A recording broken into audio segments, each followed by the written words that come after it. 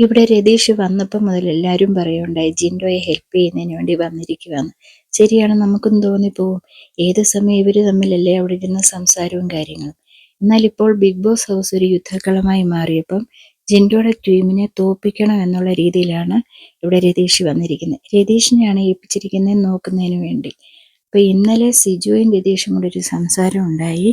ഒരു കാരണവശാലും പവർ ടീമിലേക്ക് ജിൻഡോയെ കയറ്റരുതെന്ന്. ഇത് പവർ ടീമിലേക്ക് ആളിനെ എടുക്കുന്നതിന് വേണ്ടിയുള്ള ടാസ്ക് ആയിരുന്നു.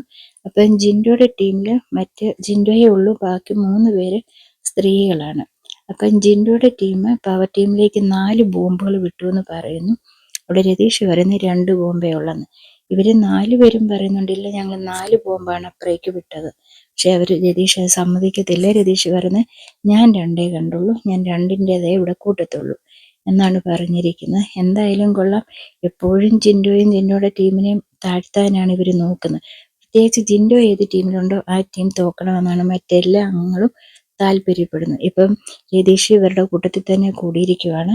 അപ്പം പിന്നീട് അങ്ങോട്ടും ഇങ്ങോട്ടും പറച്ചിലൊക്കെ ഉണ്ടായിട്ടുണ്ട്. നമുക്ക് കണ്ടറിയാം എന്തൊക്കെ ഇനി നടക്കുമെന്നുള്ളത്. ഏതായാലും ഈ ടാസ്ക് വിജയിച്ചിരിക്കുന്ന ടണൽ ടീമാണ്.